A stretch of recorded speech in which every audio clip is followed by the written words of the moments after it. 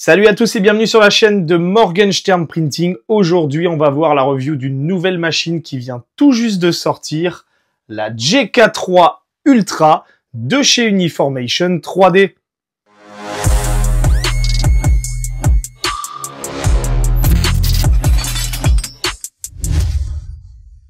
Avant de continuer la vidéo, je voudrais remercier Uniformation 3D qui m'a envoyé cette machine pour la tester.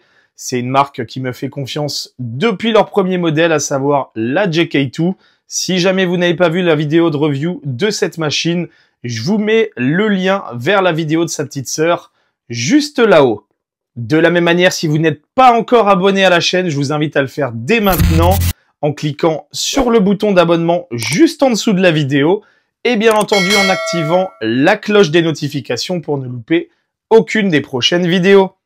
Si vous n'êtes également pas abonné à mes autres réseaux sociaux, à savoir Instagram, TikTok et Threads, sachez que je vous mettrai les liens dans la description de la vidéo. Vous pourrez me suivre pour d'autres formats, notamment des formats courts, à savoir moins de 5 minutes, voire même très souvent moins d'1 minute, avec des présentations, des impressions beaucoup plus régulières que sur YouTube, avec des petits tutoriels, etc., que vous ne trouverez pas forcément sur la plateforme YouTube.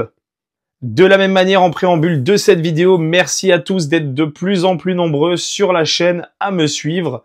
Ça fait extrêmement plaisir de voir les retours positifs en commentaire et également sur les autres vidéos que je mets sur YouTube. Aujourd'hui, on va passer sur la review de cette nouvelle machine de chez Uniformation 3D, comme je vous le disais, la GK3 Ultra. Alors, il faut savoir que c'est un modèle grand format d'imprimante 3D résine. Par contre, elle est ultra compacte. Vous pouvez la voir par rapport à une Saturn 3 Ultra juste ici, mais également par rapport à une X1 de chez Apex Maker juste à côté. Alors le format est plus petit que la Apex Maker X1 qui est juste derrière moi, juste ici. Néanmoins, ça reste déjà une machine grand format. C'est tout simplement une machine qui a un format intermédiaire entre une Jupiter ou une M3 Max qui ont des écrans de 12,8 pouces. Et d'un autre côté, la Mega 8K ou la Mega 8KS qui, elle, a un écran 15 pouces, tout simplement parce que cette GK3 Ultra a, elle, un écran de 13,5 pouces, donc elle est pile entre les deux. Par contre, là où ça vient se détacher avec cette machine, c'est tout simplement la résolution de cette machine qui, pour l'instant, est imbattable dans sa catégorie. Bien entendu, on va voir ça juste après, dans la présentation de cette imprimante. Et sachez que si cette imprimante vous intéresse à la fin de cette review YouTube, sachez que vous pouvez avoir un code réduction de 100 $ en utilisant mon code de réduction qui est juste en dessous dans la description de la vidéo. Attention cependant, ce code n'est valable que jusqu'à la fin du mois d'août 2024. Pour l'instant, il n'est pas encore question de le prolonger, mais voilà, si vous voulez en bénéficier, sachez que vous pourrez l'utiliser pour l'achat de votre machine. Sachez également que cette vidéo n'est pas sponsorisée par Uniformation 3D. Même s'ils m'ont envoyé l'imprimante pour la tester et vous faire cette review, je suis totalement libre de vous dire tout ce que je pense de cette machine, sans aucune contrainte. Je ne suis pas rémunéré non plus pour faire cette vidéo, donc sachez que je n'ai aucun engagement vis-à-vis d'Uniformation 3D en vous faisant cette review. Par contre, vous avez été extrêmement nombreux à me demander des informations sur cette machine et surtout mon avis sur cette machine, puisque beaucoup de personnes attendaient une remplaçante de la Anycubic M3 Max. Beaucoup de personnes attendaient autre chose de la Jupiter SE et ont été extrêmement déçus du coup de ne pas avoir encore de remplaçante pour la M3 Max, d'avoir une Jupiter SE qui était plutôt décevante. Du coup, cette machine qui arrive avec une très bonne résolution, avec des très bonnes fonctionnalités, en tout cas sur le papier, ça peut être une très bonne alternative et c'est pour ça que vous avez été très nombreux à me poser autant de questions dans les commentaires, notamment sur TikTok. Pour le coup, je vous propose qu'on commence par le déballage de la machine. Ensuite, je vous présenterai l'intégralité des caractéristiques techniques de cette machine, histoire que vous compreniez quelles sont les fonctionnalités propres à celle-ci, les exclusivités également, puisqu'il y en a certaines sur cette machine. Il y a quand même pas mal de nouveautés. Il y a des nouveautés également vis-à-vis du design de sa petite sœur, donc des évolutions, du progrès, des améliorations par rapport à sa petite sœur, la JK2, qui avait quand même quelques petits défauts. Et bien entendu, après, je vous montrerai des impressions réalisées sur cette machine, donc aussi bien des résultats d'impression en brut, et également après post-traitement, hein, donc après nettoyage, après dégrappage et après assemblage des figurines. Juste après, je vous partagerai les points de fort de cette machine selon mon point de vue, les points faibles de l'autre côté, puisqu'elle en a également, malheureusement, comme toutes les machines d'impression résine. Et bien entendu, on terminera par une petite conclusion de ce que je pense globalement de cette machine. Bon visionnage à tous, j'espère que cette vidéo vous plaira. Si c'est le cas, n'hésitez pas à mettre un like sur la vidéo et également à le partager sur les réseaux sociaux ou à des personnes qui pourraient être intéressées par la review de cette machine.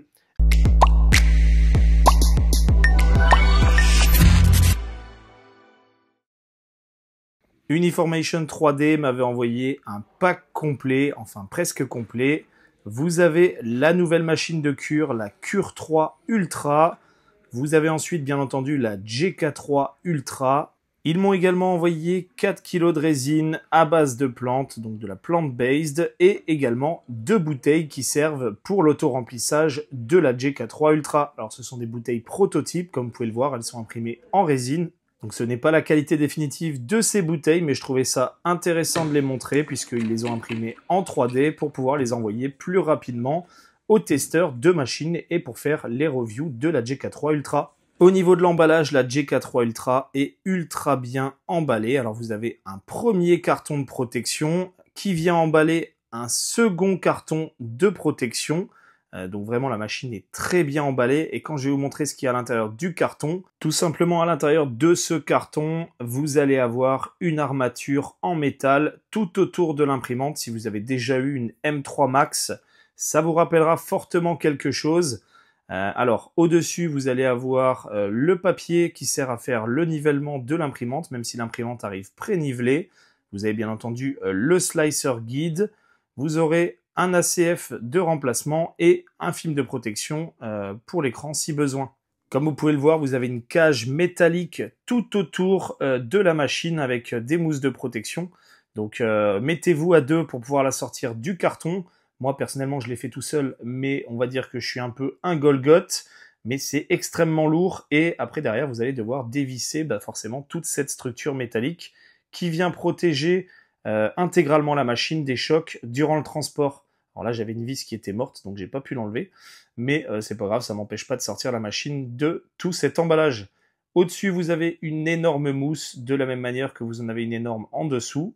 Donc vraiment, pour que la machine arrive endommagée chez vous, je pense qu'il faut vraiment le vouloir. La machine est quand même ultra bien emballée. À l'intérieur, donc ici, vous avez une petite mousse de protection dans le logement pour les bouteilles de refill.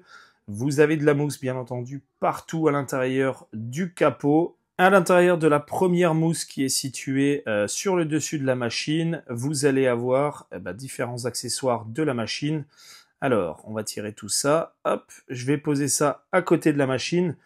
Et juste en dessous, vous allez avoir le nouveau plateau dans la mousse qui est situé au milieu. Donc, le nouveau plateau de cette Uniformation JK3 Ultra, il ne faut pas l'oublier. Et juste en dessous de cette dernière mousse, vous aurez le bac de résine avec la protection de bac qui vient tout simplement protéger le film qui est à l'intérieur, mais qui vous servira aussi pour la suite. Au niveau des accessoires, vous avez cet énorme bloc de filtration, vous avez le câble alimentation de la machine, et enfin, vous aurez la petite boîte accessoires qui est juste ici et qui contient tous les petits accessoires qui sont livrés avec cette machine. Donc vraiment, comme vous avez pu le voir, la machine est extrêmement bien protégée et tout ce qui est à l'intérieur également. Ah, j'avais oublié, il reste une petite mousse juste ici au niveau du déversement de résine avec la pompe d'auto-remplissage. À l'intérieur, forcément, vous aurez un film de protection sur le bac. Donc vous voyez, le film est protégé avec ce film bleu. Le bac vient s'enclencher via les deux loquets latéraux juste ici. Comme sur sa petite sœur, la JK2, le plateau est simplement à coulisser dans son support. Vous fermez le loquet et c'est en place. Tout se fait à une main. Enfin, de la même manière, le nouveau capot coulissant, franchement, ultra propre. On en parlera juste après. Le bloc de filtration d'air vient se mettre à l'arrière de la machine, juste ici, il est aimanté. Et vos bouteilles de refill avec la pompe d'auto-remplissage viennent se clipser juste là. Donc c'est plutôt bien pensé et très discret. Voilà ce que vous aurez à l'intérieur de la GK3 Ultra, enfin à l'intérieur de l'emballage. Vous aurez tous ces composants qui sont livrés avec la machine. Alors bien entendu, vous avez des accessoires, vous avez des pièces de remplacement. Et après, forcément, vous avez la machine en elle-même.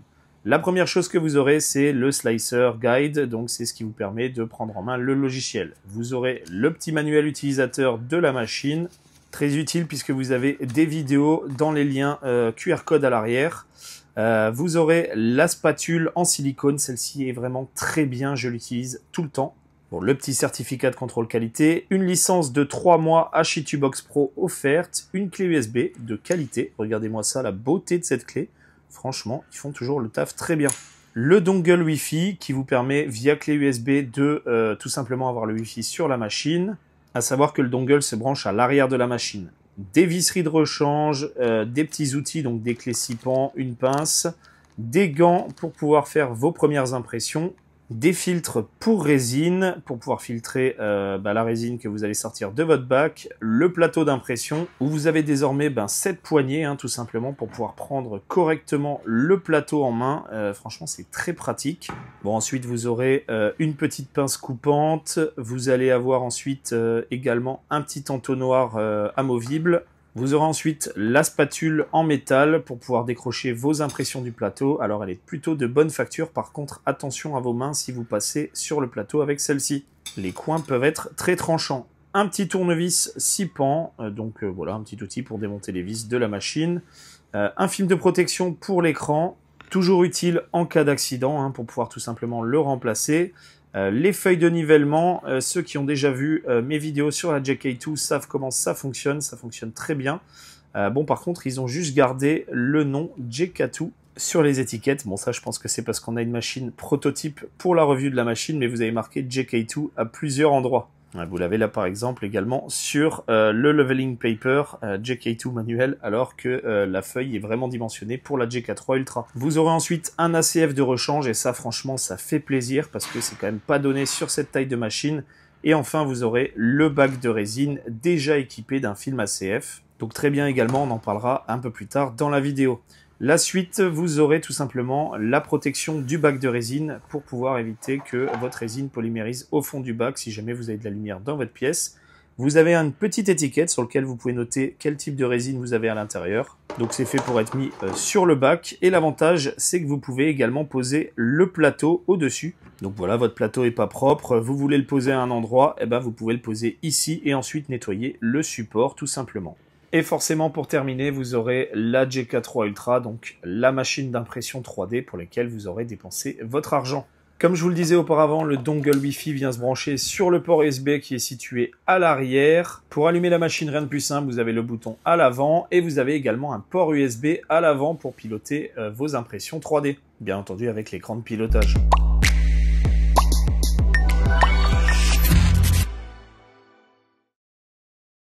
Au niveau de la machine, la GK3 Ultra est une machine d'impression 3D résine grand format. La machine est équipée d'un écran de 13,5 pouces avec une résolution 16K.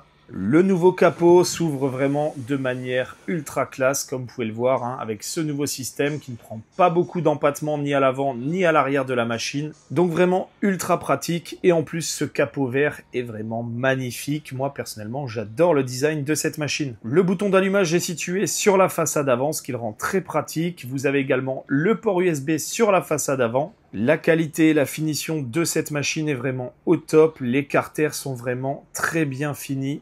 Il y a très peu de vis apparentes, les détails sont beaux, franchement ça fait plaisir. À l'arrière de la machine, vous avez un port USB avec la connectivité Wi-Fi et ce dongle et également un port Ethernet. Le système de filtration à charbon actif est ultra efficace pour recycler l'air à l'intérieur de la machine. Et vous avez très peu de fuite d'odeur puisque tout simplement Uniformation a pensé à mettre de la feutrine pour éviter que les vapeurs s'échappent de la machine. Au niveau de la façade avant, vous avez un emplacement pour pouvoir soulever le capot et ça fait vraiment plaisir. Le système de libération du plateau est également extrêmement pratique avec 7 poignées.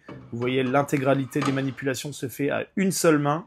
Au niveau du plateau, on n'est pas sur un plateau gravé au laser, mais on est sur un plateau micro-granuleux, donc ça accroche très bien, vous n'aurez pas de problème, et vous n'aurez pas besoin non plus de le poncer à la première utilisation. Le plateau peut être mis dans différentes positions d'égouttement, soit comme ceci, donc pour que le plateau s'égoutte à l'intérieur du bac. Même si cette manière de faire est plutôt intéressante, je préfère l'autre manière de faire qui est prévue sur la machine. Donc là, vous voyez, je l'avais accroché au niveau des encoches du bras. Mais ce que je préfère, c'est la nouvelle manière de fixer le plateau à la verticale. Comme vous pouvez le voir, vous avez une petite encoche qui vient fixer le plateau et qui vous permet d'égoutter correctement la résine au fond du bac. La GK3 Ultra a un volume d'impression maximal de 300 mm par 160 par 300 mm, ce qui fait un volume d'impression d'environ 14 litres. La protection du bac de résine peut être mise au-dessus du bac de résine, mais vous pouvez également la mettre en dessous puisque vous avez les encoches pour pouvoir poser le bac qui a une contenance max de 1 kg. Au niveau du bac, vous avez un capteur qui vous permet tout simplement de détecter le niveau bas de résine et quand c'est bas, et derrière vous allez avoir l'auto-remplissage qui va prendre le relais pour le remplir.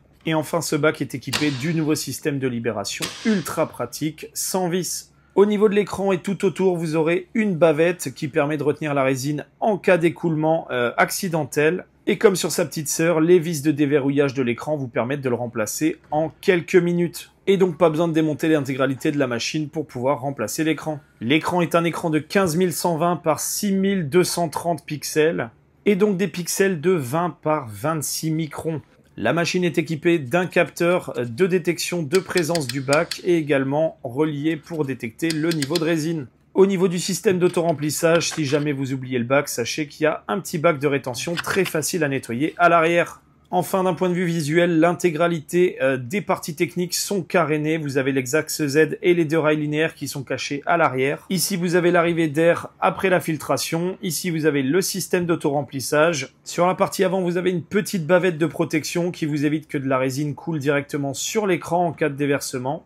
Et sur l'écran, la façade en avant, vous avez un verre trempé de protection. Toujours pour la partie finition, vous avez des petits coussinets amortisseurs, tout simplement quand vous venez fermer le capot. Et vous avez même un petit niveau à bulles qui est pré-intégré dans la machine pour pouvoir faire le nivellement de la machine. Et forcément avec des pieds réglables qui vont bien pour faire le niveau. Une petite amélioration a été faite au niveau du système de libération. Si vous le laissez ouvert, vous pouvez désormais fermer le capot sans problème. Alors que sur la GK2, sa petite sœur, ça venait taper dans le carter vert. Donc là, une petite amélioration. À gauche de bras, vous avez le système de ventilation avec le filtre à charbon qui est situé juste derrière et qui vous permet de filtrer les odeurs de résine. Autre chose intéressante, vous pouvez le voir à l'arrière, c'est tout simplement que la machine est maintenant éclairée de l'intérieur. Donc très pratique pour regarder dans la machine, soit durant l'impression, soit après. À l'arrière, vous avez le système d'auto-remplissage qui est très simple. Vous avez deux aiguilles qui viennent perforer deux opercules sous la bouteille que du coup, vous avez juste à pousser dans son emplacement pour pouvoir l'enclencher.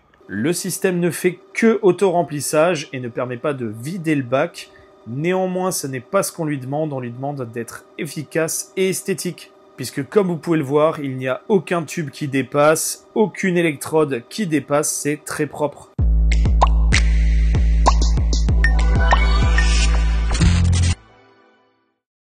Bon, j'ai commencé à tester cette Uniformation GK3 avec la résine à base de plantes d'Uniformation. J'ai activé le chauffage du bac, donc qui est nécessaire d'atteindre la température avant de démarrer. Et voilà la première impression que j'avais réalisée sur cette GK3 Ultra. Donc c'est un modèle de chez Parasite Collectibles qui s'appelle The Red Prince, donc le prince rouge. Alors c'est pas un modèle qui est ultra détaillé, mais par contre techniquement il est quand même relativement complexe à imprimer pour avoir un beau résultat, notamment au niveau des ailes. Donc là, je vous ai fait un petit zoom sur le modèle. Franchement, il est très sympa. C'est une très belle sculpture de Parasite Collectibles. L'une des parties les plus compliquées à imprimer, ce sont tous ces petits pics qui sont à l'arrière de la tête et également les ailes, comme vous pouvez le voir. Vous voyez quasiment aucune trace de support. L'impression est ultra propre. De la même manière, j'ai voulu commencer avec un modèle un peu complexe. Donc au niveau de la queue, on a tous ces petits piquants, donc très difficiles à imprimer et surtout qui peuvent se détacher, et notamment lorsque vous retirez les supports de l'impression. Au niveau de la lance, comme vous pouvez le voir, la lance est imprimée droite. Les figures géométriques qui sont présentes gravées sur la lance ressortent parfaitement avec des beaux angles saillants. Donc de ce côté-là, c'est plutôt résolutif. Après, la résine à base de plantes d'Uniformation n'est pas la résine la plus résolutive du marché. Par contre, elle est très facile à imprimer. et je trouve qu'elle donne quand même de très beaux résultats. Regardez, le niveau de détail est quand même relativement satisfaisant pour une impression de cette taille-là, avec cette résine à base de plantes. Bon, du coup, pour la suite, j'ai voulu imprimer un autre modèle, mais avec une complexité un peu différente, c'est que j'ai imprimé un modèle totalement plein. Alors je sais, j'avais fait un short où j'avais dit que j'avais oublié de mettre les vidages 3D. En réalité, c'est surtout que je voulais tester cette imprimante avec des énormes forces d'effet ventouse de la pièce, et notamment du socle. Puisque là, tout simplement, vous avez une figurine qui fait 1,3 kg de résine, donc des forces de traction au niveau du film ACF qui sont énormes. Bon, l'imprimante s'est globalement bien sortie de cette situation. Du coup, je me suis dit, on va imprimer sur toute la hauteur de la JK3 Ultra. Donc, j'ai fait 2 plateaux d'impression, toujours avec cette résine plant base. Comme vous pouvez le voir, l'impression a duré 22 heures quasiment pour imprimer sur toute la hauteur. Et qu'est-ce que j'adore ce système d'égouttage sur le côté, c'est ultra pratique, notamment quand vous avez des pièces qui font toute la hauteur. Vous voyez, ça coule tout doucement dans le bac, c'est nickel. Avec cette impression, ce que je voulais voir, c'est si on allait voir des lignes de démarcation sur toute la hauteur du modèle. Donc j'ai imprimé un deuxième modèle de chez Parasite Collectibles qui s'appelle The Sorcerer. Et j'adore ce modèle, je l'avais déjà utilisé pour tester la Allotmage S 14K, tout simplement parce qu'il est bourré de détails et il est quand même très technique. Très technique parce que, comme vous pouvez le voir, il y a des doigts qui partent dans tous les sens, donc au niveau des supports, ça doit être nickel, mais surtout au niveau des drapés et des pieds. Vous le voyez, pour qu'une impression soit ultra propre comme ça, vous devez gérer très bien les supports et l'imprimante doit vous sortir une impression nickel, sinon vous allez voir des décalages de couches et des lignes de démarcation, ce qui n'est pas du tout le cas sur ce modèle-là. De toute façon, si vous vouliez voir des marques de démarcation, il faudrait regarder le bâton qui a été imprimé en diagonale sur l'imprimante sur toute la hauteur. D'ailleurs, j'ai dû le mettre en diagonale pour ça. Et regardez-moi le niveau de détail au niveau du visage, c'est ultra propre. Donc vraiment une imprimante grand format, très fiable et très résolutive. Comme je vous le disais, je voulais passer à une résine de meilleure qualité, donc je suis passé sur de la Sunlu 14K, qui est une résine haute précision, contrairement à celle que j'avais d'Uniformation 3D, histoire de pouvoir imprimer des modèles de miniatures, donc format 28 mm. Donc là, c'est du format type Warhammer-like, donc j'ai imprimé ces chats sphinx momifiés. Alors vous allez voir plusieurs modèles de chez Crab Miniature. Ils m'ont été envoyés en avant-première puisqu'ils sont actuellement en financement sur Kickstarter, donc ça s'appelle Pharaon Legacy 3e volume.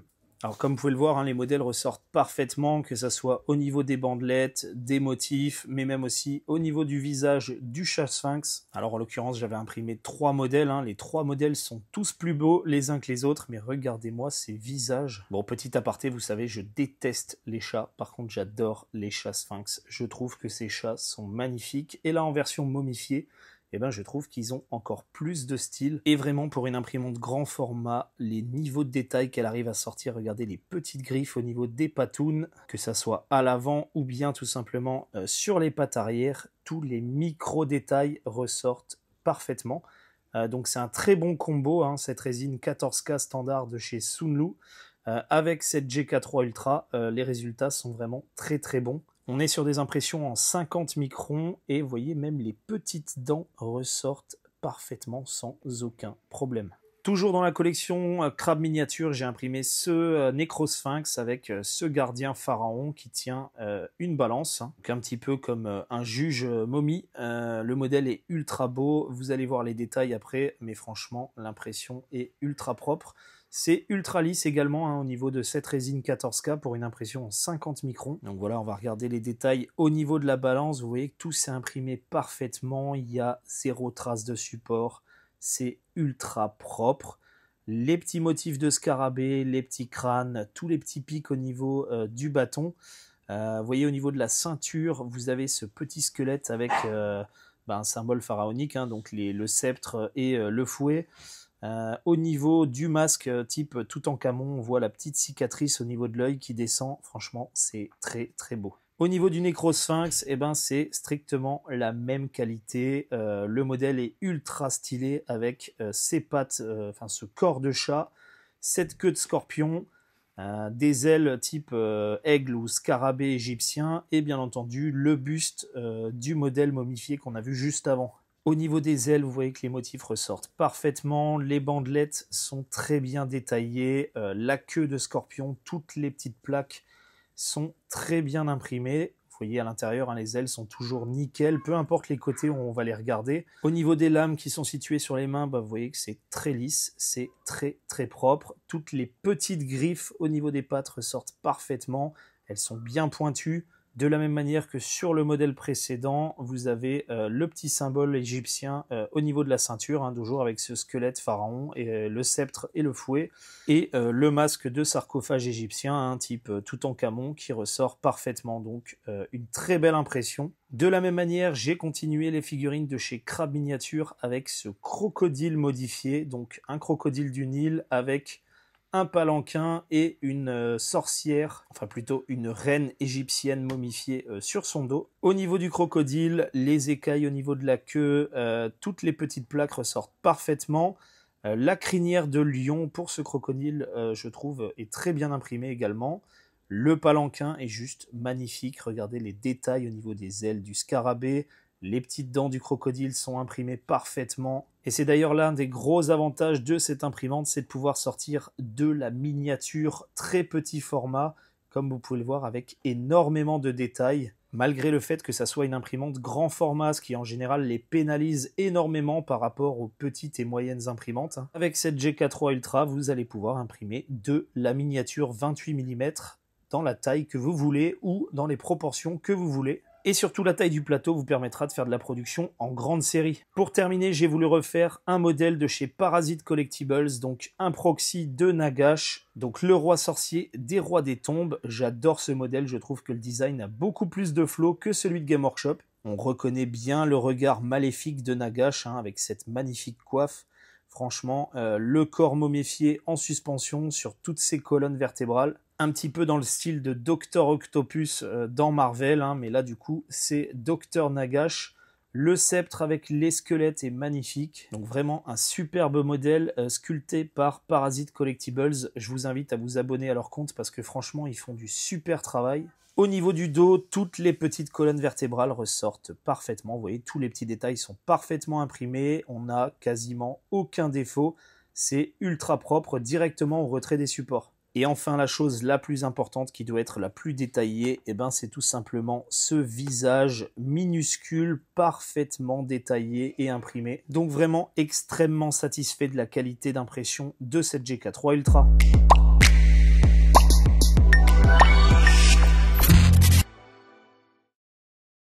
Allez, c'est parti, on va regarder les points forts en résumé de cette machine. Son premier point fort, eh ben, c'est tout simplement sa taille. Alors, quand on parle de taille, là, je vais vous parler de taille d'impression. Tout simplement parce que cette machine dispose d'un écran 13,5 pouces. Donc, c'est un format qui est plus grand qu'une Jupiter, ou qu'une Jupiter SE, qui est plus grand qu'une M3 Max, qui est un tout petit peu plus petit qu'une Mega 8K ou une Mega 8KS de chez Frozen, mais qui par contre est beaucoup moins cher qu'une Mega 8K ou une Mega 8KS. Donc ça la rend extrêmement intéressante avec ce format-là. Le prix n'est pas déconnant hein, par rapport à une Jupiter SE ou par rapport à une M3 Max. En tout cas, la différence de prix n'est pas immense, notamment quand on voit tout ce qu'il y a dans cette machine qu'il n'y a pas dans ses concurrentes. Mais surtout, ce qui est très intéressant avec cet écran, en tout cas cette taille d'écran, c'est qu'Uniformation a fait le choix de mettre un écran 16K. Alors bon, je vous le dis régulièrement, la résolution en K, ça veut pas dire grand-chose, puisque 16K sur un grand écran ou 16K sur un tout petit écran, eh ben forcément, les tailles de pixels ne sont pas les mêmes. Forcément, si vous avez 16K sur un tout petit écran, ça veut dire que les pixels vont être minuscules et donc vous allez avoir une résolution extrême. Par contre, si vous avez 16K sur un énorme écran, eh ben vos pixels, vous aurez toujours 16 000 pixels en largeur, mais répartis sur une distance beaucoup plus grande. Donc, les pixels seront logiquement plus grands.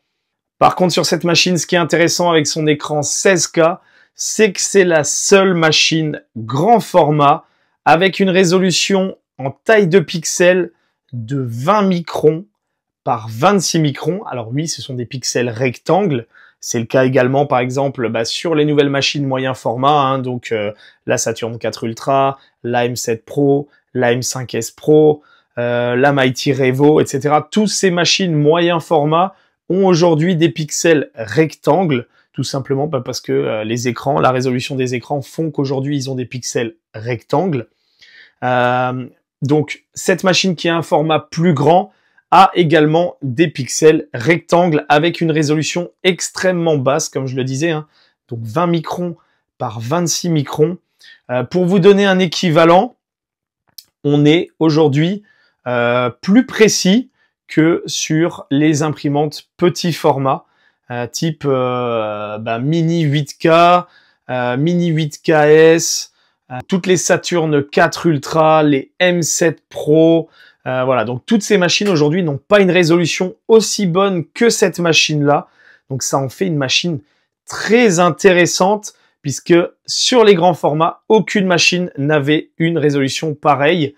Vous aviez les Jupiter, les M3 Max qui grosso modo avoisinaient les 46-48 microns par 46-48 microns de résolution, donc le double, donc une précision 2 fois moins élevée. Vous aviez la Apex Maker X1 qui, elle, a une résolution de 50 par 50, donc pareil, le double, donc une précision 2 fois moins élevée. Et enfin, vous aviez la Mega 8KS de chez Phrozen qui, elle, avait une meilleure résolution jusqu'à présent avec une résolution de 43 microns.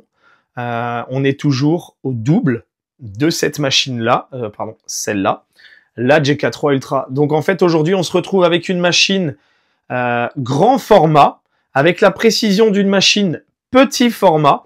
Donc c'est extrêmement intéressant, hein, puisque toutes les personnes qui faisaient de l'impression résine haute résolution et qui étaient obligées d'avoir une batterie de petite machine justement pour avoir cette résolution et pour pouvoir sortir les pièces en série, mais qui malheureusement étaient limitées par la taille de leur modèle. Donc en gros, elles devaient faire une concession entre taille du modèle imprimé et précision de l'imprimante. Et ben maintenant avec la GK3 Ultra et cet écran 16K, et ben tout simplement vous pouvez mettre les deux ensemble. C'est-à-dire que maintenant vous pouvez imprimer du grand format avec une grande précision. Et ça c'est extrêmement intéressant et c'est pour moi ce qui en fait la principale force de cette machine. Le deuxième avantage de cette machine, c'est tout simplement son volume d'impression. Alors, ok, vous avez un écran avec une très bonne résolution, mais quel est le volume d'impression de cette machine? On est sur un volume de 300 de large, sur 160 de profond, sur 300 de haut. Donc c'est déjà un très beau volume, hein. Je ne sais pas si vous vous rendez compte de ce que c'est, mais c'est déjà énorme. D'autant plus quand on connaît la précision de la machine. Au niveau de la hauteur, forcément, on a une hauteur de 30 cm maximum. Aujourd'hui, les imprimantes moyen format, vous pouvez prendre toutes les machines de tous les fabricants. Vous allez tourner aux alentours des 22-23 cm. Donc vous gagnez grosso modo entre 7 et 8 cm de hauteur. Par rapport à ses concurrentes, à savoir la M3 Max a un volume équivalent à cette machine, hein. Donc on a grosso modo le même volume d'impression, tout simplement. On a, je crois, 298 au lieu de 300. On a 164 en profondeur au lieu de 160. Et on a 300 en hauteur, comme cette machine. Donc un volume strictement équivalent avec cette machine par rapport à une M3 Max. Par contre, par rapport à une Jupiter ou une Jupiter SE, le volume est un tout petit peu plus élevé. Sur la Jupiter SE, on est à 278, je crois, en large, sur 150 et des brouettes en profondeur, sur, je crois, 300 de hauteur, hein, si je me plante pas. Ouais, c'est ça, 300 de hauteur. Ce qui veut dire que le volume est un tout petit peu plus élevé sur cette machine que sur une Jupiter ou une Jupiter SE. Bien entendu, par rapport à une Mega 8KS, le volume est inférieur, hein. Vous perdez 10 cm de hauteur par rapport à une Mega 8KS. Donc, certes, si vous voulez faire du modèle extrêmement grand, vous aurez uniquement deux options. Soit ça, donc une X1 qui a un volume encore plus important, soit une Mega 8 KS. Mais sachez que si vous choisissez la X1 ou la Mega 8 KS, vous allez avoir une précision dégueulasse par rapport à cette machine. Cette machine, c'est vraiment la combinaison de la précision et de la taille. Et c'est ça qu'il faut retenir. Cette machine, c'est vraiment la combinaison de ces deux facteurs-là. Autre avantage de cette machine, c'est tout simplement son design. Alors vous avez pu le voir, il y a énormément de choses qui vous facilitent la vie avec cette machine par rapport à des concurrentes. Alors on va parler des différents éléments un par un, comme ça vous permettra de relister un petit peu tous les éléments de design qui pour moi sont des gros avantages sur cette machine, qui certains existent sur des machines concurrentes, mais pas forcément sur toutes, ou alors qui sont totalement exclusifs à cette machine. Forcément, vous vous en doutez, le premier avantage, c'est tout simplement ce capot. Alors, contrairement à sa petite sœur, la GK2, où le capot ne tenait pas, le capot de la GK3 Ultra a été amélioré et maintenant il tient en place, peu importe la hauteur à laquelle vous allez l'ouvrir. De la même manière, le capot s'ouvre beaucoup plus grand que sur sa petite sœur. Et donc ça, c'est vraiment intéressant. Il ne prend pas beaucoup d'empattement à l'arrière. Vous avez des machines où le capot va se soulever, mais va prendre extrêmement d'empattement, soit à l'arrière, soit à l'avant. C'est par exemple le cas de la X1. Donc là, en fait, le capot, alors je vais vous le faire comme ça. Vous avez le capot sur la machine. Le capot va s'ouvrir comme ça. Donc vous aurez une partie à l'avant, une partie à l'arrière, mais ça sera relativement centré. Sur la X1, par exemple, vous allez avoir le capot qui va faire comme ça. Donc vous vous doutez qu'à l'avant, vous avez besoin d'énormément de place. Je peux vous le montrer. Alors non, j'ai une impression là-haut. Donc on va éviter de l'ouvrir, mais ça prend énormément de place. Une machine qui est équivalente de ce côté-là, c'est tout simplement la Frozen Mega 8 KS, qui a également le même système de capot. Sa petite sœur de l'époque avait deux portes qui s'ouvraient, qui étaient en battant. Personnellement, je préfère le système de la Mega 8 KS et de la GK3 Ultra. Donc, un système de capot qui fonctionne très bien. Rien à redire là-dessus. Il est vraiment très qualitatif. Il est silencieux. Ce qui est très intéressant sur cette machine, qu'il n'y a pas, par exemple, sur la Mega 8 KS, c'est qu'ils ont mis des feutrines sur les côtés. Vous avez pu le voir dans la vidéo. Alors ça permet de vraiment épouser les parois de côté de la machine quand elle est fermée et forcément d'éviter d'avoir des odeurs de résine un peu partout dans votre pièce, tout en sachant que le système de filtration de cette machine est ultra efficace au niveau des odeurs. De la même manière sur ce capot, le capot verre bouteille, j'aime énormément. Personnellement, c'est un verre que j'aime beaucoup, tout en sachant que le vert est la couleur que je déteste le plus au monde. Oui, je porte un t-shirt vert, mais ça c'est parce que c'est Kakashi, donc là il y a une exception. Mais je déteste le vert, mais vraiment le vert des capots de chez Uniformation est vraiment extrêmement beau. La qualité de finition de la pièce est extrêmement propre. Vous n'avez pas de carottes d'injection visibles, comme c'est le cas par exemple sur les Creality. Si vous n'avez pas vu la vidéo de review de la Creality à l'Otmage S, je vous mets le lien juste ici. Mais cette machine par exemple, c'était une horreur. Là, ça n'est pas du tout le cas. Vous avez vraiment un capot de qualité, une très belle finition. Honnêtement, il n'y a rien à redire. C'était déjà le cas sur sa petite sœur, même si le capot était plus rustique avec deux charnières sur le dessus, au-dessus, qui ne tenaient pas forcément. Il fallait ouvrir le capot en entier. Là, vous pouvez vraiment l'ouvrir et le mettre à la hauteur que vous voulez. Alors, il faut savoir que moi, mon capot est un peu dur à ouvrir. Ils m'ont prévenu avant, c'est-à-dire qu'Uniformation me l'a envoyé en me disant « Attention, c'est une pré-série. On sait qu'il y a des petits ajustements à faire au niveau du capot. Ça sera réglé d'ici les machines de série. » On vous a envoyé la machine avec ce petit problème-là. Alors, c'est pas vraiment un problème, c'est juste qu'il est un peu plus dur à lever. Voilà. Mais ils m'ont dit, n'en prenez pas compte, sachez que ça sera totalement corrigé pour les machines de série. Je connais Uniformation 3D, je sais qu'ils le feront sans aucun doute.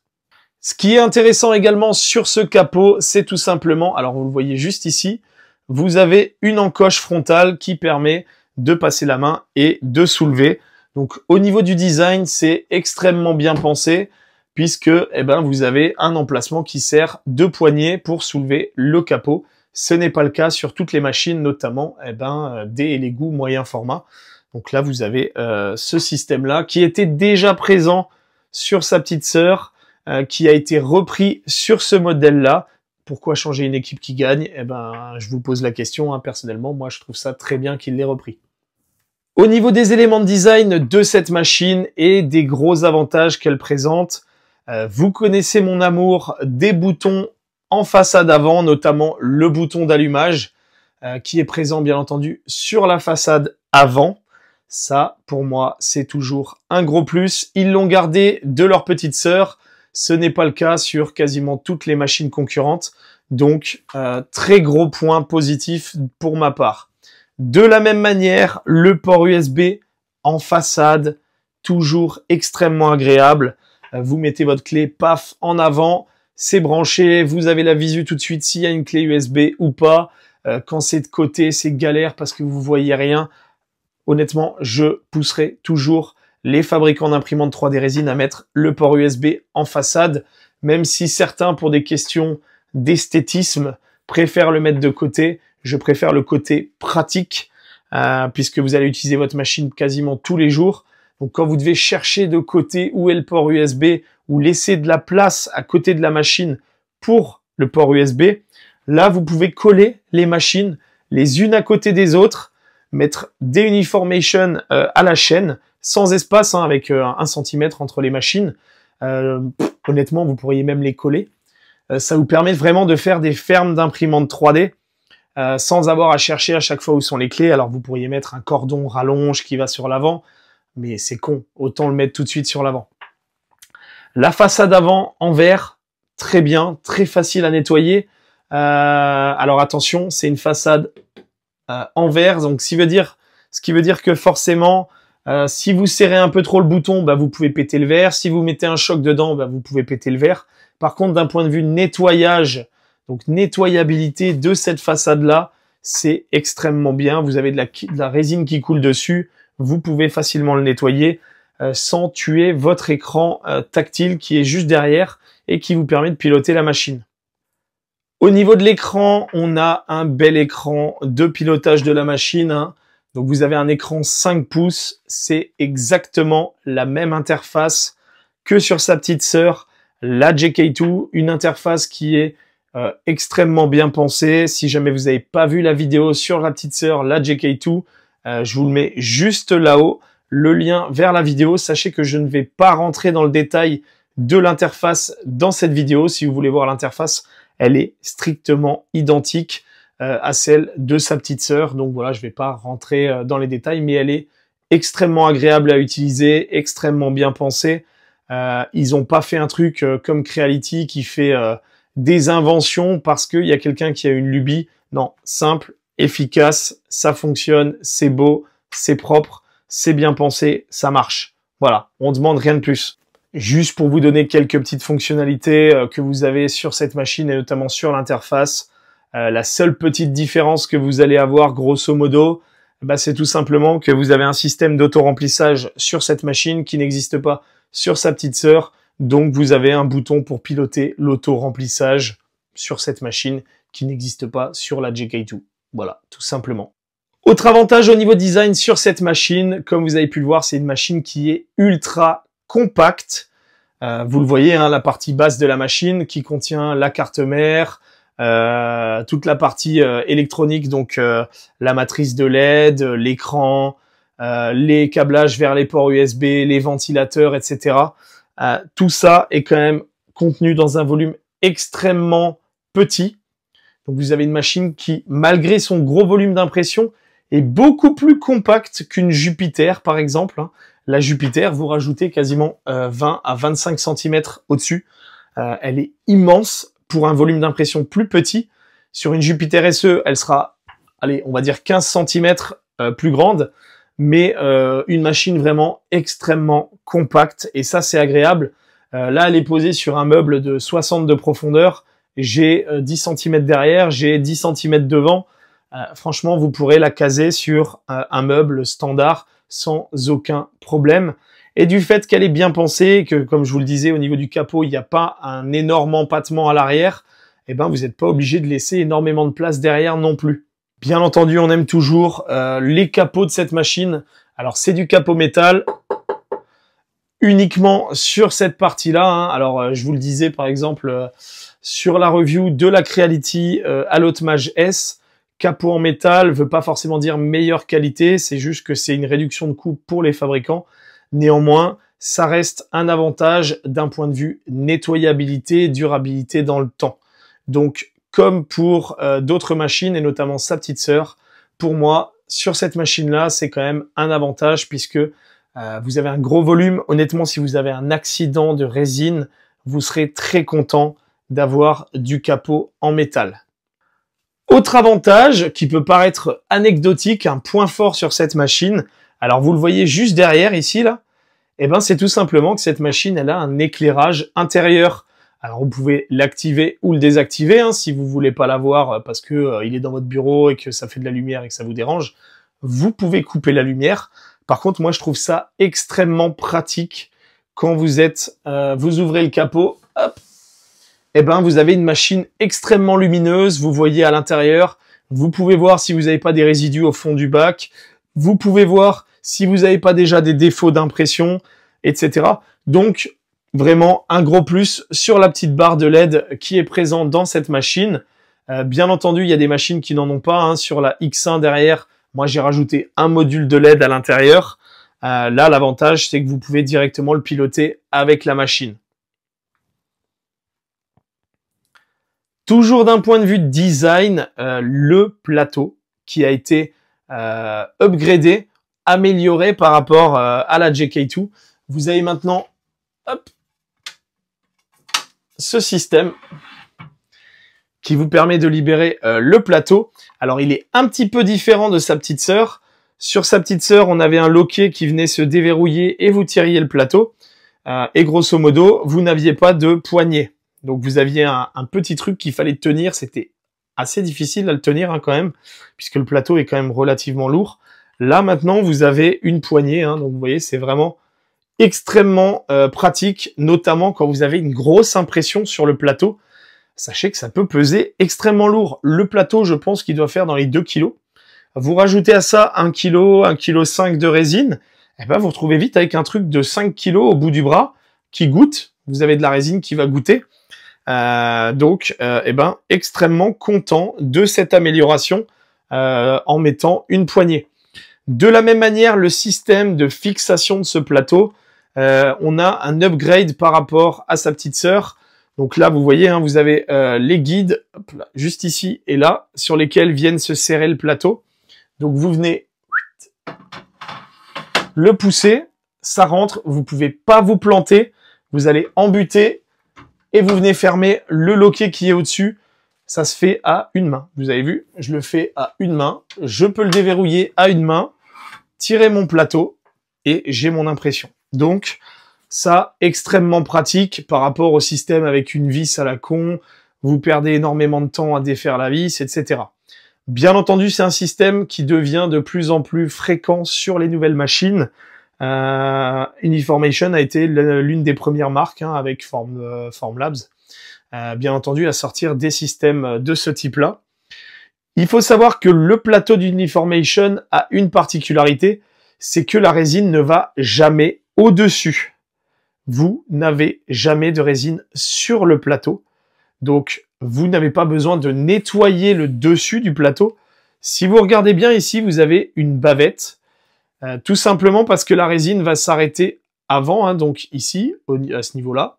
Mais elle ne dépassera jamais. Au pire, elle va rentrer en contact avec la butée de la bavette. Ce qui va éviter tout simplement à la résine de venir au-dessus et de dégueulasser le dessus. Donc, c'est extrêmement efficace si vous achetez la machine de curing de chez Uniformation uniquement. Sur une wash and cure, alors vous n'avez pas grand-chose hein, en choix pour cette taille de machine. Malheureusement, vous avez que 3 options. Une option que je ne préconise pas, qui est la Wash and Cure Max de Anycubic. C'est pas que la machine est pas bien, c'est juste que quand vous faites des impressions évidées, c'est pas forcément le meilleur système. Certes, c'est un système qui est économique en isopropanol, mais pour les impressions évidées, notamment sur ces formats-là, personnellement, je préfère un bac dans lequel ça va tremper. Donc, vous aurez plus que, grosso modo, 2 ou 3 options. Vous avez la Mega Wash de chez Frozen, qui est faite pour la Mega 8KS, mais qui forcément a un plateau plus grand. Donc là, si vous mettez votre plateau, il va couler dans le bac, ce que vous ne voulez pas, puisque vous ne voulez pas qu'il y ait de l'alcool qui rentre, qui soit en contact sur le dessus du plateau et surtout qui rentre à l'intérieur. Alors, ça va couler, hein, ça restera pas, vous en faites pas. Ici, vous avez, ça va couler par là, mais bon. C'est quand même pas top parce que vous allez toujours vous retrouver avec un reste d'isopropanol à l'intérieur, ça va faire flic-flac. Pas fan. La deuxième option que vous avez, ben, c'est tout simplement la washing station de chez Apex Maker ou de chez iMake 3D, qui sont strictement les mêmes modèles puisque ce sont les mêmes fabricants qui vendent sous 2 marques différentes. Donc Apex Maker, iMake 3D. Et Peopoly, il y avait une machine de wash aussi de chez Peopoly, c'est le même fabricant, hein, donc c'est normal que ça soit la même machine. Pareil, là vous allez devoir, soit vous mettez le plateau mais il va être submergé, donc c'est pas intéressant. Donc ce plateau, beaucoup plus intéressant, si vous voulez une wash qui va avec, prenez la wash de chez Apex Maker, la wash pour bien entendu la JK3 Ultra. Autre nouveauté au niveau design avec ce plateau, c'est tout simplement la possibilité de le mettre à la verticale pour les goûter dans la machine. Je trouve ça très intelligent de leur part. Je me demande même pourquoi personne n'y avait pensé. Donc, je vais vous montrer. Hop, vous avez un petit bitonio ici sur le côté. Vous avez... Alors, attendez, je vais enlever la protection du bac. Voilà, vous mettez en fait la bavette dans la rainure qui est sur le bac. Hop. Vous venez pousser et voilà. Votre plateau, il est ici.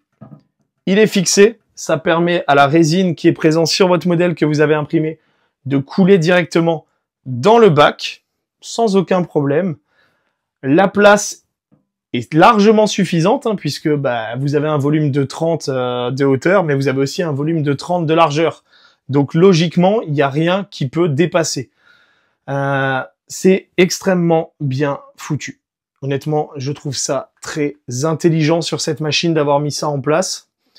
Et ça vous permet vraiment de dire, ok, j'ai pas envie d'attendre que ça égoutte. Je le mets à la verticale, ça va aller beaucoup plus vite. Je sors mon plateau, je nettoie, et voilà. Donc là, très très bonne idée de la part d'Uniformation.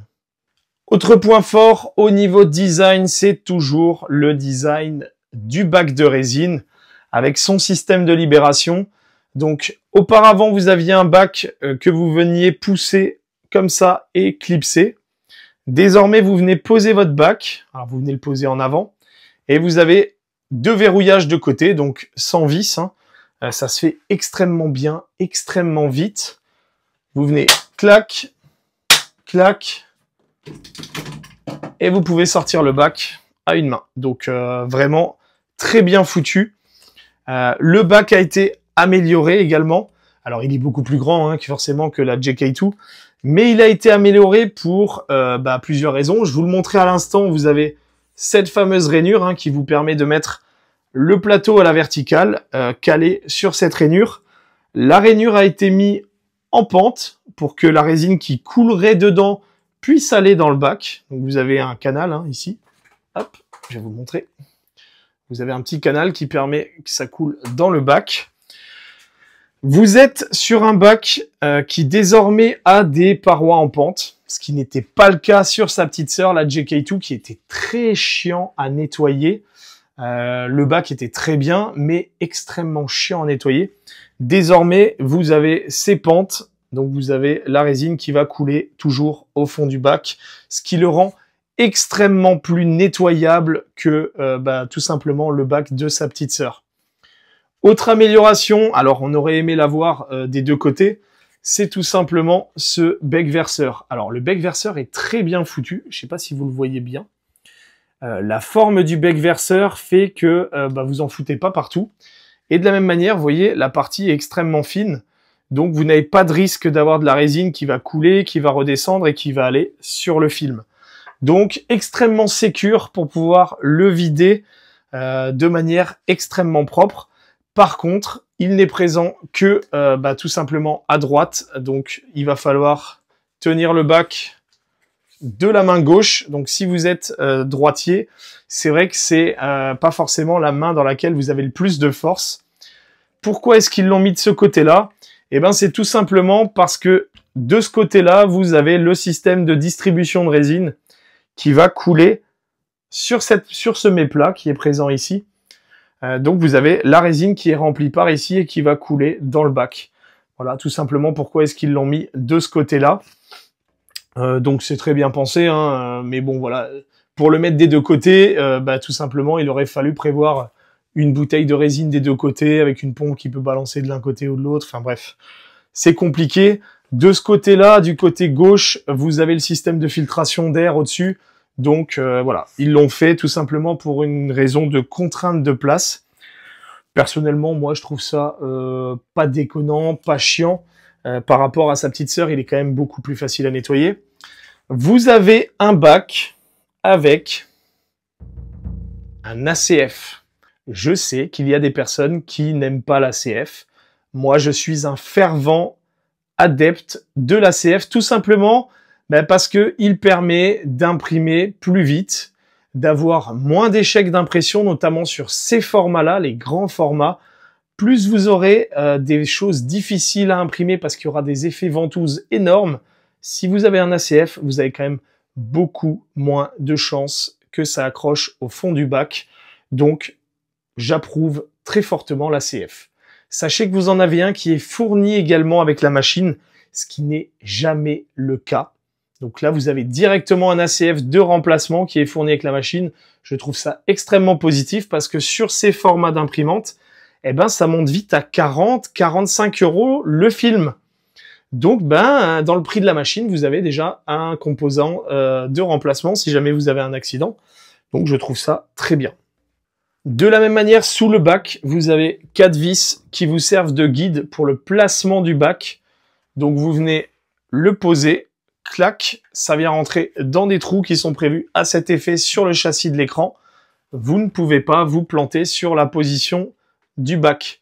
Ce qui veut dire que quand il est en place, vous avez juste à vous dire « Ok, je peux verrouiller ou déverrouiller ». Et ça, c'est vraiment très bien foutu. Encore une fois, le bac est bien pensé, tout simplement parce que vous avez des emplacements pour pouvoir tout simplement le porter. Alors ça peut vous paraître très con, mais vous avez plein de machines grand format où le bac, il est tout droit. Et donc, vas-y, démerde-toi. Démerde-toi pour le prendre comme tu veux.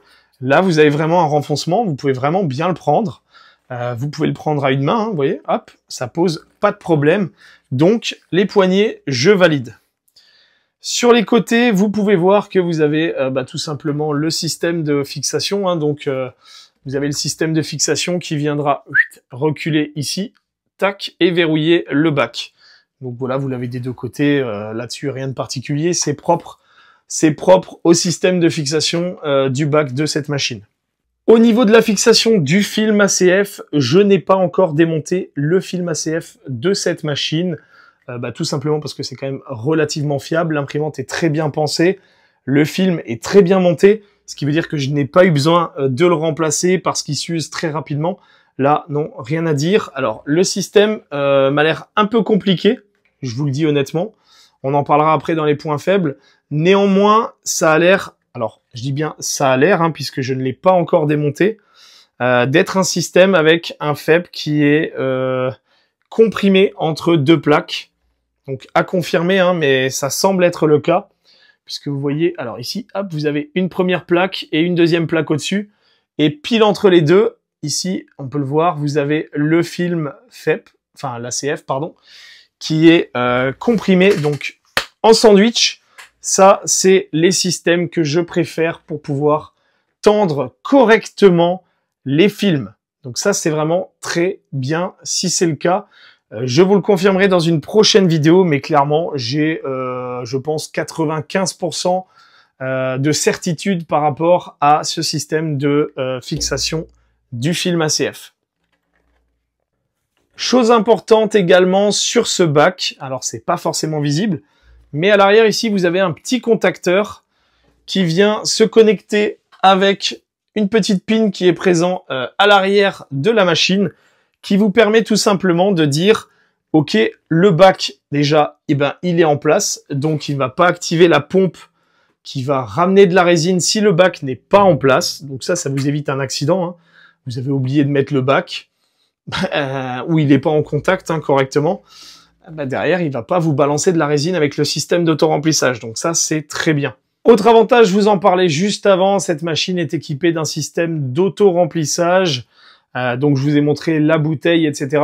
Sachez que ce système d'auto-remplissage vous permettra d'avoir 1 litre de résine, enfin 1 kilo de résine sur l'arrière, directement inséré dans la machine. Donc le bac a une contenance de 1 litre de résine. Avec cette bouteille, vous allez pouvoir rajouter 1 litre de résine supplémentaire. Donc ce qui vous permet d'imprimer des grands modèles sans vous poser la question de est-ce que le volume que j'ai mis dans mon bac sera suffisant pour imprimer le modèle? Bien entendu, ça nécessite d'avoir une bouteille pleine dans la machine. Si vous laissez votre machine avec le système d'auto-remplissage vide, comme sur toutes les machines, elle va pomper dans le vide, donc vous n'aurez pas de volume supplémentaire. Donc voilà. Vous avez cette possibilité d'avoir un volume en plus, sans pour autant remplir le bac. L'avantage de ce système, c'est comme vous avez pu le voir au niveau du bac, vous avez un petit capteur qui vous dit, ben voilà, le bac est plein, j'arrête la pompe. Vous n'aurez jamais plus que 1 litre de résine dans le bac. Donc c'est ça qui est intéressant, puisque la détection va se faire quand le plateau est levé, donc quand le niveau de la résine est le plus bas. Ça ne se fait pas quand le plateau est dans le bac et forcément quand la résine va monter sur les côtés du bac. Ça n'a aucun sens. La détection va se faire quand le bac est en position haute, enfin le plateau est en position haute et donc quand le niveau est au plus bas.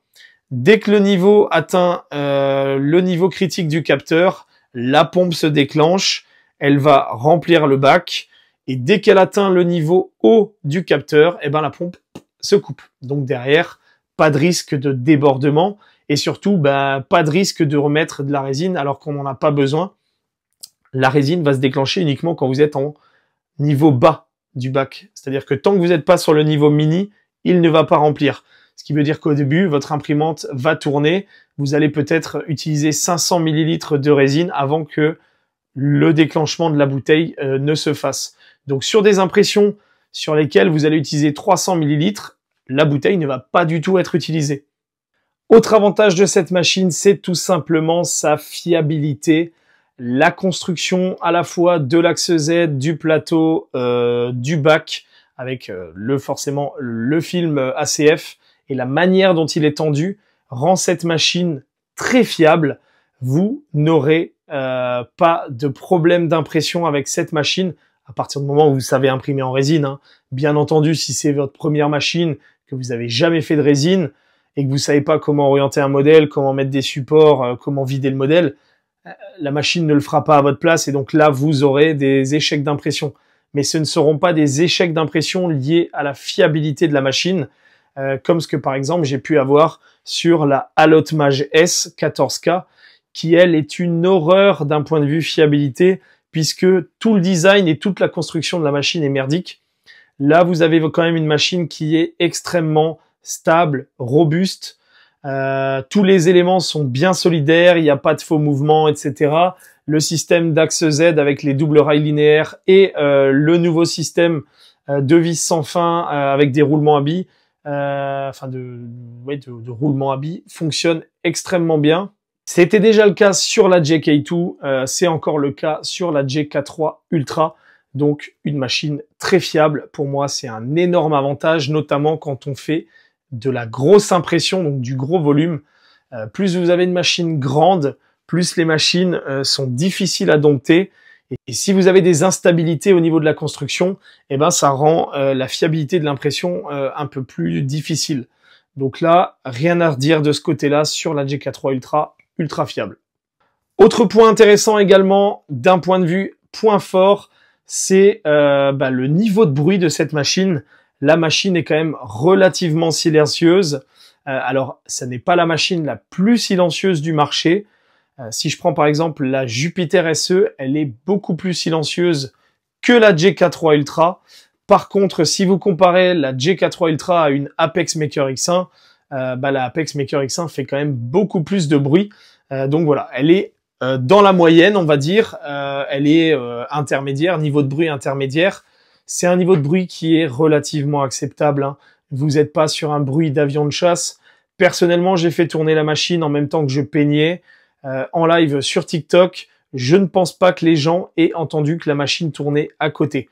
Si je lançais par exemple une Allotte Mage première du nom, une Allotte Mage S, le bruit c'est un putain d'avion de chasse qui décolle. Là, vous pouvez même pas rester dans la même pièce que la machine tellement c'est énervant.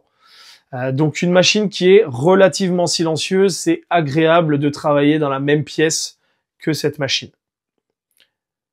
Bien entendu, vous aurez un bruit de fond. C'est pas non plus une douce musique, une douce mélopée à vos oreilles.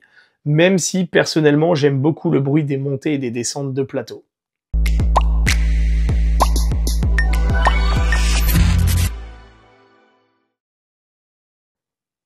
On a parlé des points forts de la GK3 Ultra, on va désormais parler de ses points faibles, parce que oui, cette machine a des points faibles, comme toutes les machines résine. Il n'y a aucune machine parfaite, hein. Il y a toujours des choses perfectibles.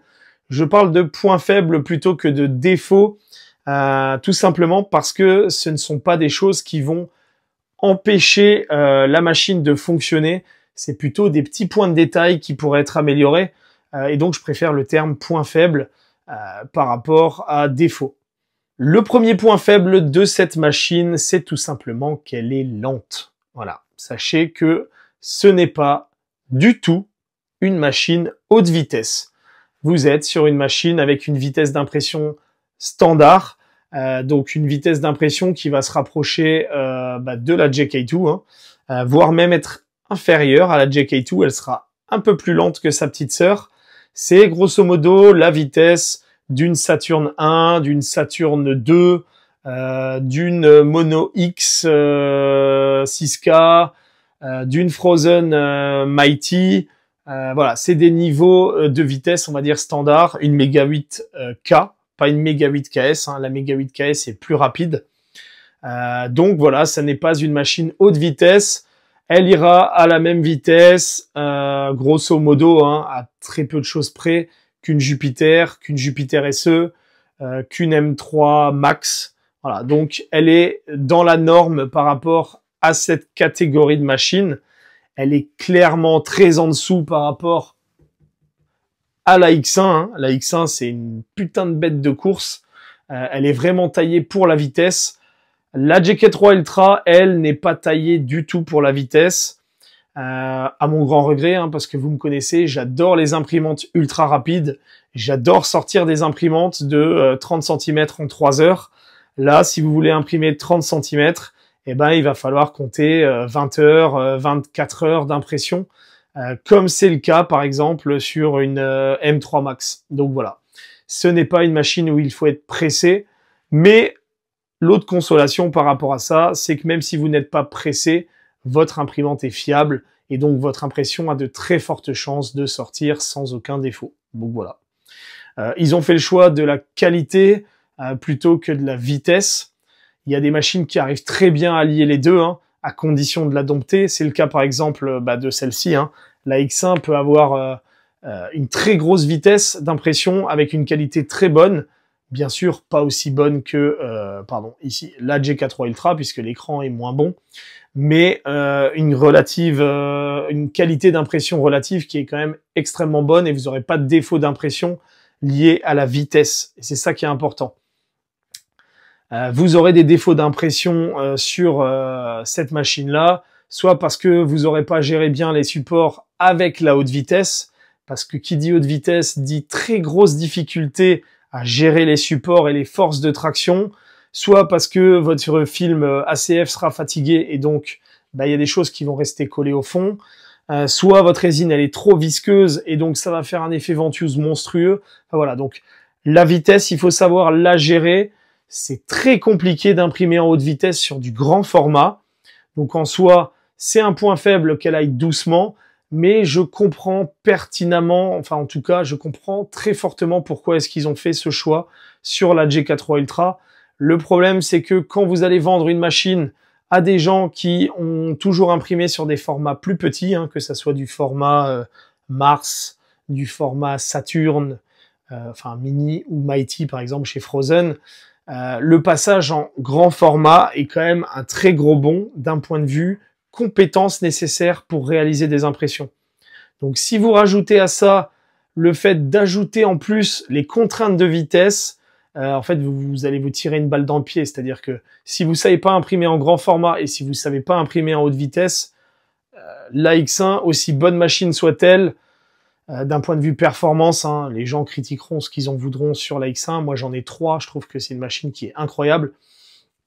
Mais si vous savez pas la dompter, impossible de sortir des prints de bonne qualité sur cette machine-là.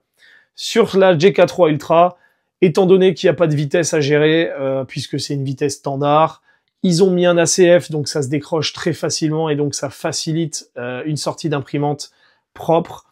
La seule chose que vous aurez à gérer, c'est votre orientation de modèle, les supports, de la même manière que vous le feriez sur une imprimante moyen ou petit format. Voilà, donc de ce côté-là, je comprends parfaitement le choix.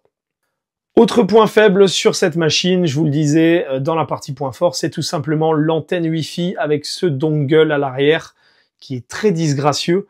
Personnellement, je le trouve très laid. Vous avez cette clé Wi-Fi qui sort derrière.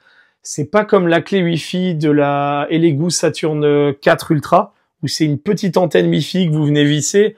Ça passe encore. Là, vous avez vraiment une grosse clé USB avec l'antenne Wi-Fi qui dépasse derrière. Donc, vous avez un empattement de 5 cm derrière qui dépasse. C'est vraiment extrêmement disgracieux. Si vous n'avez pas besoin du Wi-Fi, l'avantage, c'est que vous pouvez virer le dongle. Donc voilà, ça c'est l'avantage si vous voulez pas connecter votre machine en Wi-Fi. Mais si vous en avez besoin, je trouve ça extrêmement laid. Et j'attends toujours que Uniformation, comme sur la JK2, intègre le Wi-Fi directement dans la machine, soit via la carte mère, soit un module complémentaire qui sera caché dans le châssis de la machine et pas à l'arrière. Donc voilà, ça pour moi un point faible. L'autre point faible, c'est sur la construction du plateau. Autant le plateau est très bien manipulé, il est très bien utilisé, autant c'est vrai que si vous mettez votre plateau, alors pas mettre dans le plateau, le problème c'est qu'il n'y a pas de wash, de machine de wash, beaucoup de machines de wash compatibles avec ce plateau. Grosso modo, vous avez la machine de wash d'Uniformation et voilà, c'est tout, grosso modo. Donc c'est un inconvénient, pour moi c'est un point faible, contrairement à d'autres machines où vous pouvez acheter n'importe quelle machine de wash, vous tremperez le plateau dans la machine de wash, vous vous en foutez. Là, c'est pas forcément le cas. Et c'est vrai que je préconise quand même d'acheter la machine de wash qui va avec cette machine, donc la machine de wash de chez Uniformation 3D. Voilà, c'est un peu plus restrictif et du coup pour moi c'est un point faible. Un autre point faible, même si le bac a eu énormément d'améliorations et a beaucoup de points positifs, il a quand même quelques points faibles, notamment au niveau de la nettoyabilité. Alors moi aujourd'hui j'ai un bac qui n'est pas le bac définitif puisque j'ai un bac prototype. Donc la matière n'est pas la matière définitive des machines de série. Je ne sais pas quelle sera la qualité du matériau du bac que vous allez recevoir de série. Est-ce qu'elle sera un peu mieux nettoyable que celle en proto? Voilà, je ne sais pas. La matière du proto est pas forcément la meilleure matière d'un point de vue nettoyabilité. On préférera l'aluminium pour pouvoir facilement le nettoyer, tout simplement, plutôt que les matières plastiques, comme c'est le cas par exemple sur ma machine. Alors, c'est pas vraiment un plastique sur le proto, c'est une espèce de plastique résine. Je sais pas trop ce que c'est comme matière, mais en tout cas c'est pas le meilleur support pour pouvoir passer de l'isopropanol et nettoyer. Ça a un peu d'accroche. Voilà, il faut frotter un petit peu plus. Je ne sais pas ce qu'il y aura sur la machine de série malheureusement. L'autre point, c'est que vous avez toujours des méplats qui vont retenir la résine, notamment tout simplement au niveau de la zone de déversement du système d'autoremplissage. Alors c'est aussi par là que vous allez vider le bac, donc c'est pas très grave, puisque quand vous allez vider votre bac, eh ben, la résine va aller de toute façon vers cette zone-là du bac. Donc vous allez de toute façon remettre de la résine à cet endroit-là. Par contre, de l'autre côté du bac, vous avez une zone de plate, un méplat, qui est pile en dessous du système d'aspiration à charbon actif et qui pour moi n'a aucun lieu d'être. C'est une zone de rétention qui permet à la résine, quand le plateau descend dans le bac, tout simplement de retenir la résine, mais c'est aussi une zone morte sur laquelle vous allez avoir de la résine qui va rester et qui malheureusement sera un peu plus chiant à nettoyer. Voilà, c'est pas un gros défaut, mais par rapport à certaines constructions de bac sur une Jupiter SE par exemple, où c'est juste des angles, c'est très facile à nettoyer, hein. Il y a quatre parois et le fond et puis basta quoi. Là vous avez un peu des endroits biscornus, c'est un peu plus compliqué à nettoyer. Autre point faible sur cette machine, c'est tout simplement la maintenance. Je vous en parlais dans la partie point fort puisque la machine intérieurement est très esthétique, les carénages sont très beaux, ils cachent l'intégralité de la partie technique de la machine. Le problème, c'est que tout simplement la maintenance sera relativement difficile. Dans le sens où vous aurez les deux rails linéaires situés à l'arrière avec l'axe Z qui seront quand même difficilement accessibles pour être graissés. Vous allez devoir ouvrir certains éléments de la machine, donc démonter certaines parties pour pouvoir les graisser. Alors bien entendu, ça ne sera pas à faire tous les jours, ça sera à faire au bout de 6 mois d'utilisation, peut-être au bout de 1 an d'utilisation, en fonction de l'utilisation que vous allez faire de la machine, plus ou moins intensif. De la même manière, la partie interne de la pompe, de la pompe de remplissage du bac, toute cette partie-là est cachée, c'est extrêmement bien caréné, donc pour pouvoir y accéder, si jamais elle tombe en panne, je ne sais pas comment faire. De la même manière, la nettoyabilité du système de pompe, aujourd'hui, je ne sais pas comment réaliser ce nettoyage-là. Pour moi, le seul moyen, puisque vous allez avoir 2 bouteilles, si vous les achetez, hein, bien entendu, 2 bouteilles qui viennent se brancher sur le système d'autoremplissage. Vous allez en mettre une avec de la résine, l'autre avec de l'isopropanol. Quand vous voulez le rincer, vous branchez la bouteille avec l'isopropanol et vous faites remplir le bac, ce qui va faire circuler tout simplement de l'isopropanol dans le circuit. Mis à part comme ça, je ne vois pas comment nettoyer ce système-là. Alors, honnêtement, il n'y a aucune fuite. Ça, c'est le point positif, dans le sens où, quand il n'y a pas de bouteille, même s'il y avait de la résine dans le circuit, ça ne vient pas goûter dans le bac. Il n'y a pas de fuite. Moi, j'ai vidé le bac depuis plusieurs jours. J'ai la bouteille qui était en place. Ça ne fuit pas. Il n'y a pas de goutte. Donc, c'est relativement étanche. Mais c'est vrai que pour le nettoyage, c'est beaucoup plus compliqué pour le système de pompage. Et en cas de panne, de la même manière, c'est un peu plus compliqué d'y accéder. Autre point faible sur cette machine, alors c'est un point faible qui est lié à la technologie d'autoremplissage et aux bouteilles. Comme je vous le disais, les bouteilles qui servent à utiliser la fonction d'autoremplissage ont 2 opercules en dessous qui viennent être percés à chaque fois que vous venez la brancher, déconnecter, brancher, déconnecter.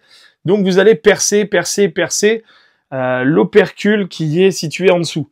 Je ne sais pas, d'un point de vue durabilité, combien de fois vous pouvez percer l'opercule avant que l'étanchéité de l'opercule ne soit plus garantie.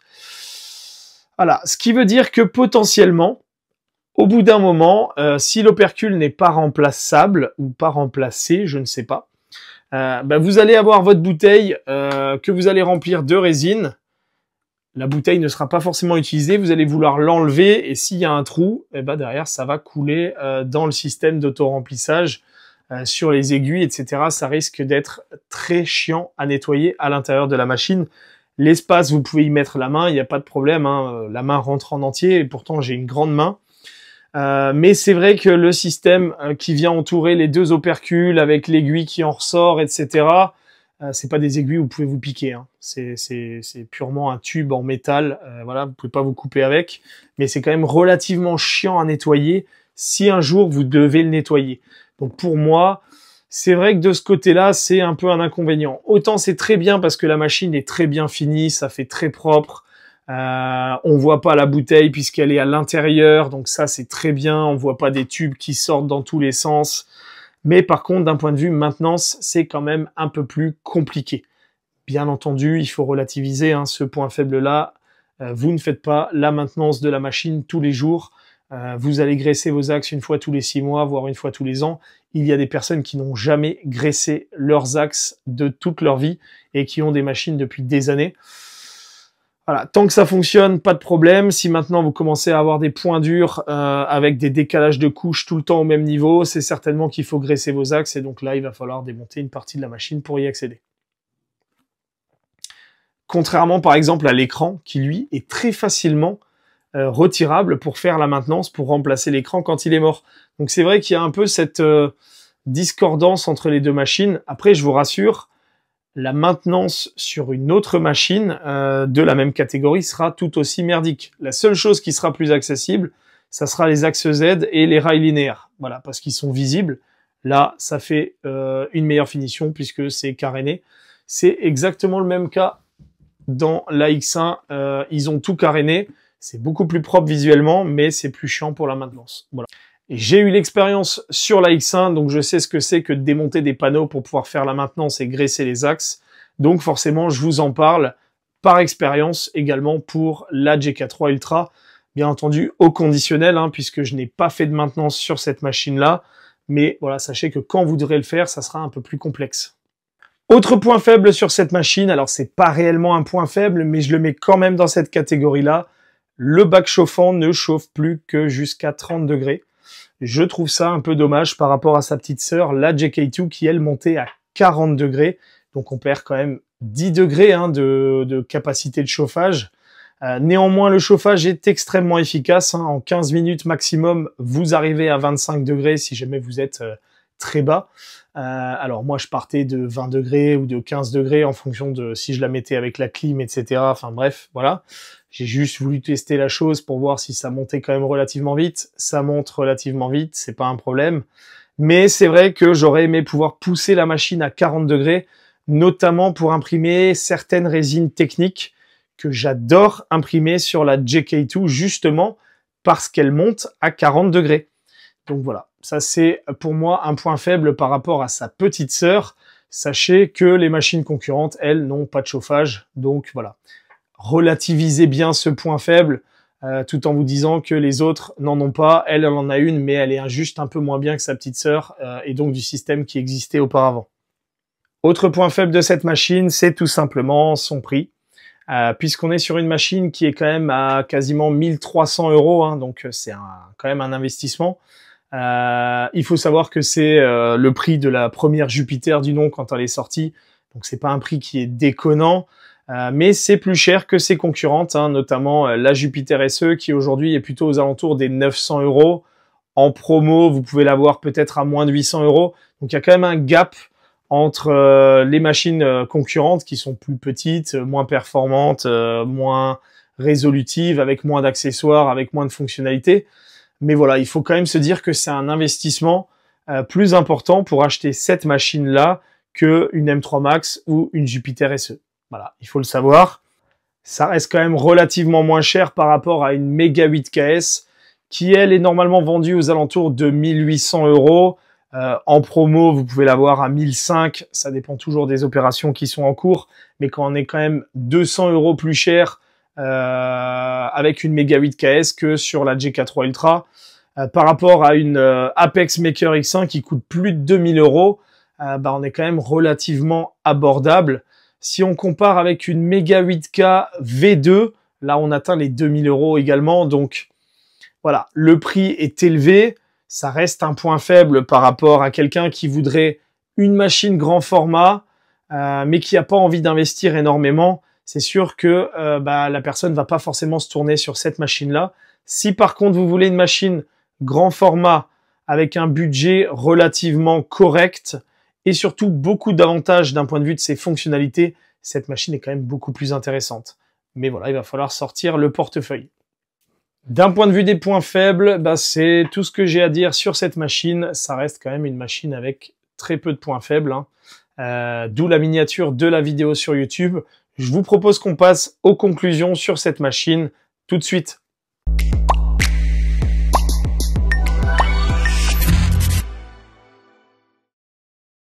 Avant de conclure sur cette GK3 Ultra de chez Uniformation 3D, si ce n'est pas encore fait, je vous invite à vous abonner à la chaîne via le bouton d'abonnement situé juste en dessous de la vidéo et également à activer la petite cloche des notifications pour ne louper aucune des prochaines vidéos.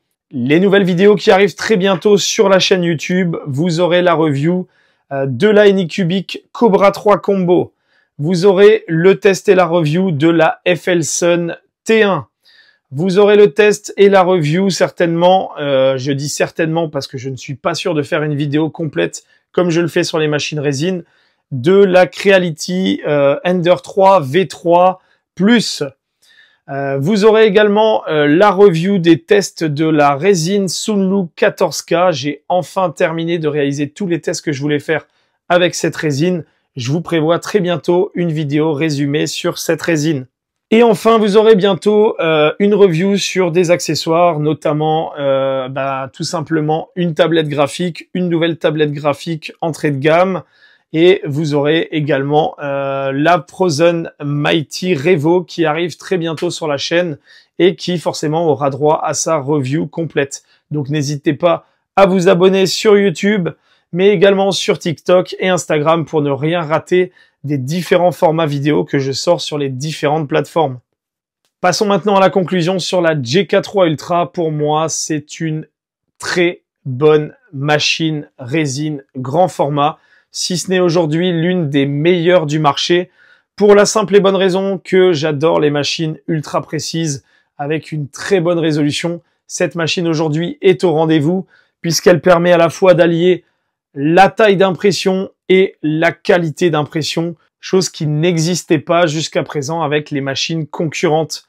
Donc aujourd'hui, cette machine vient combler un vide dans le milieu de l'impression 3D résine en combinant ces deux aspects. Bien entendu, ce n'est pas la machine la plus rapide, à mon grand regret, hein.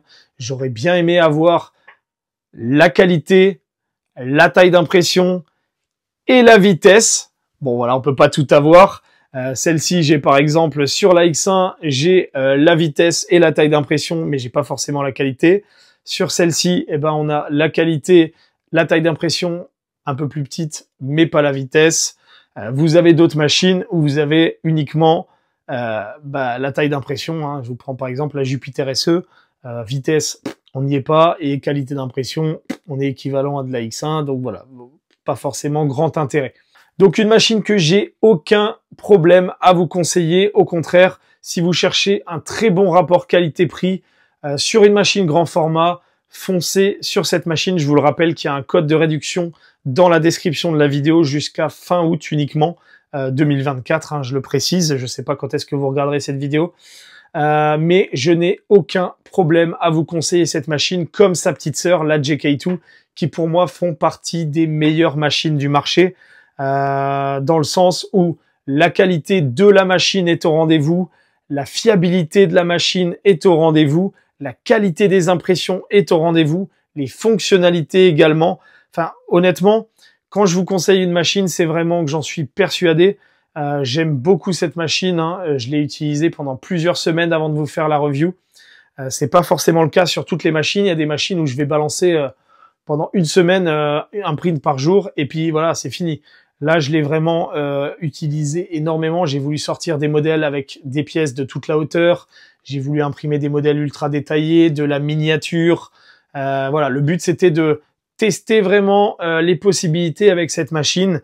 Et je n'ai pas fait de pièces techniques, tout simplement parce que pour moi, ce n'est pas une machine pour faire des pièces techniques, du fait que le bac ne chauffe pas plus que 30 degrés. Voilà. Contrairement à sa petite sœur, qui a un bas de chauffant qui monte à 40, qui est plus enclin à faire des résines techniques, vous pourrez bien entendu faire de la résine technique. Hein. Ce n'est pas une machine qui vous empêche de le faire, mais vous aurez moins de facilité que sur une machine avec un bac chauffant. Voilà, sachez-le. Donc si vous voulez faire de la figurine, de la dentisterie, de la bijouterie, de l'accessoire industriel, ou en tout cas des pièces industrielles de précision, sachez que cette machine sera parfaite, mais il faut juste pas être pressé, c'est tout, voilà.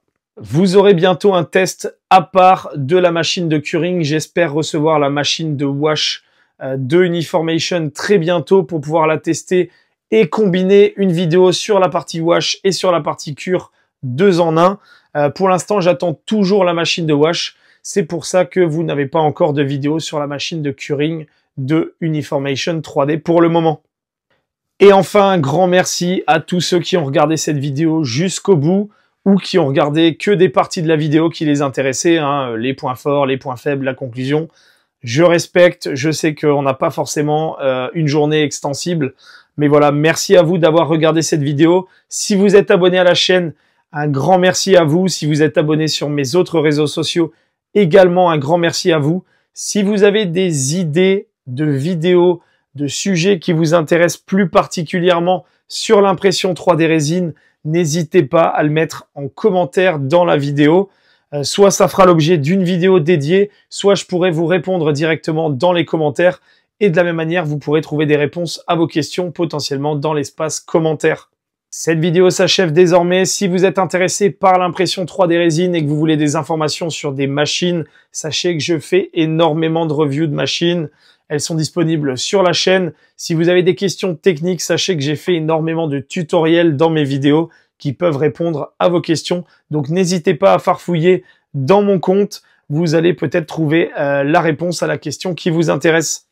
Je tenais également encore à remercier Uniformation 3D de m'avoir envoyé cette GK3 Ultra. Sachez que vous allez encore voir pas mal d'impressions avec cette machine, puisqu'en général, quand j'apprécie une machine, j'apprécie réimprimer dessus après la review. Hein. Ce ne sont pas des machines qui derrière tombent aux oubliettes dans mon atelier. En général, elles impriment régulièrement. Sachez que vous allez revoir pas mal d'impressions avec cette petite machine.